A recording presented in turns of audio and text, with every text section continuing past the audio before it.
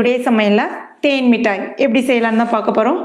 அப்போல்லாம் நாங்கள் ஸ்கூலுக்கு போகும்போது தேன் மிட்டாய், கடலை மிட்டாய், டீ கடை கஜரா இதெல்லாமே வாங்கி சாப்பிட்டுட்டு போவோம்.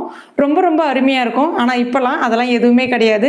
இப்போ ஸ்கூல் விட்டு வந்தோடனே பர்கர், பீஸா அந்த மாதிரி தான் பசங்க கேட்குறாங்க. இது எல்லாமே அவங்களுக்கு தெரியலன்னு கூட சொல்லலாம். இது அவ்வளோ ஒரு சுவையாக இருக்கும். 80, 90 பிறந்த எல்லாருமே பார்த்தீங்கன்னா இந்த தேன் மிட்டாயை மிஸ் பண்ணுவோம். ஏன்னா இப்போ எங்கேயுமே இது அதிகமாக கிடைக்கிறது கிடையாது. ஆனால் அங்கங்கே சின்ன சின்ன பெட்டி கடைகளில் இப்பயும் கிடைக்குது. அவ்வளோ ஒரு சுவையாக இருக்கும். இதை இப்போ நம்ம எப்படி செய்யறதுன்னு பார்க்க ஆரம்பிச்சிடலாம். நான் இன்னைக்கு ஃப்ரெஷ்ஷாக அரைச்ச இட்லி மாவு பயன்படுத்தி தான் இதை செய்து காட்ட போகிறேன். அந்த மாதிரி உங்ககிட்ட இட்லி மாவு ஃப்ரெஷ்ஷாக அரைச்சது இல்லை அப்படின்னா எப்படி செய்யணுன்ற அளவுகளும் நான் சொல்கிறேன்.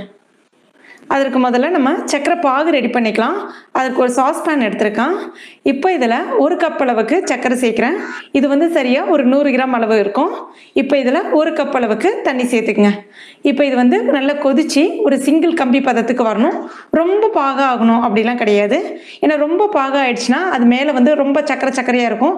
அதுவும் நல்லா இருக்காது. அதனால் ஓரளவுக்கு கொதிச்சா மட்டும் போதும். இப்போ பாருங்க, நல்லா கொதிச்சிடுச்சு. இப்படி தொட்டு பார்த்தீங்கன்னா ஜஸ்ட் ஒரு சின்ன கம்பி பதம் தெரியுது பாருங்க.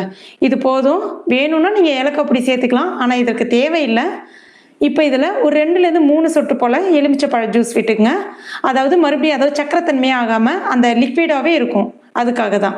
அடுத்ததான் நான் ஃப்ரெஷ்ஷாக அரைச்சேன் இட்லி மாவு எடுத்திருக்கேன். இந்த இட்லி மாவு புளிக்கலை. நீங்கள் ஏற்கனவே புளிக்காத மாவு ஃப்ரிட்ஜில் ஸ்டோர் பண்ணி வச்சுருக்கீங்கன்னா அந்த மாவை கூட பயன்படுத்திக்கலாம். புளிச்ச மாவு பயன்படுத்தினீங்க அப்படின்னா ரொம்ப எண்ணெய் குடிக்கிற மாதிரி இருக்கும், நல்லா இருக்காது. உங்ககிட்ட இந்த மாவு இல்லைன்னா பரவாயில்ல, நம்ம ஃப்ரெஷ்ஷாக அரைச்சிக்கலாம். அதாவது 1 கப் அளவுக்கு ஒரு 200 கிராம் அளவுக்கு இட்லி அரிசி எடுக்கிறீங்க அப்படின்னா 1/4 கப் அளவுக்கு, அதே கப்பாலே 1/4 கப் அளவுக்கு ஒரு 50 கிராம் அளவுக்கு உளுந்து எடுத்துக்கங்க. ரெண்டுத்தையுமே தனித்தனியாக கழுவிட்டு ஒரு 3 மணி நேரம் இல்லைன்னா 4 மணி நேரம் ஊற வச்சுட்டு ரெண்டுத்தையும் ஒன்றா சேர்த்துட்டு மிக்சியில் அரைச்சி எடுத்துக்கங்க. சரியாக இருக்கும்.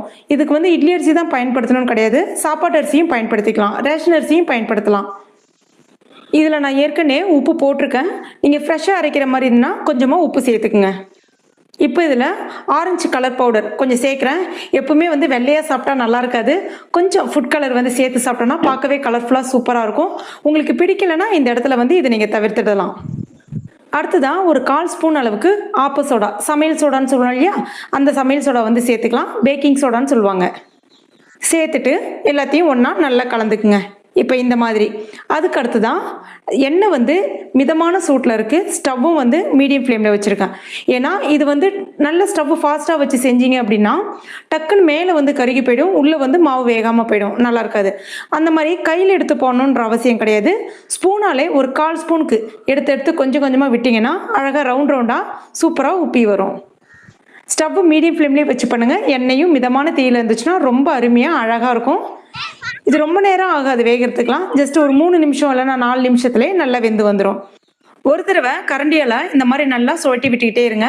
அந்த மாதிரி சுழட்டி விடும்போது எல்லா பக்கமும் நல்லா சிவந்து அழகாக வரும். இப்போ பாருங்கள், நல்லா சிவந்து வந்திருக்கு.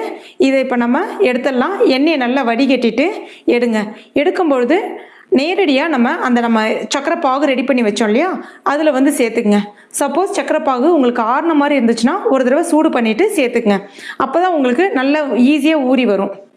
இது ஒரு 2 மணி நேரம் அப்படியே வச்சிட்டிங்கன்னா நல்லா ஜூஸியாக ஊற ஆரம்பிச்சிடும். இப்போ இதை ஒரு தடவை கலந்துட்டு இப்போ நம்ம 2 மணி நேரம் அப்படியே இருக்கட்டும். இப்போ ஒரு 2 மணி நேரம் ஆயிடுச்சு. எவ்வளோ அழகாக சூப்பராக ரெடி ஆகிடுச்சு பாருங்கள். இது அப்படியே நம்மளை அந்த காலத்துக்கு கூட்டின்னு போகிற மாதிரியே இருக்கும். அவ்வளோ ஒரு அழகாகவும் இருக்குது, அவ்வளோ ஒரு டேஸ்ட்டாகவும் இருக்குது. நீங்களும் உங்கள் வீட்டில் கட்டாயம் செய்து பாருங்கள். ரொம்ப ரொம்ப அருமையாக இருக்கும். செய்து பார்த்துட்டு மறக்காமல் எனக்கு. ஆனால் இப்போல்லாம் அதெல்லாம் எதுவுமே கிடையாது. இப்போ ஸ்கூல் விட்டு வந்தோடனே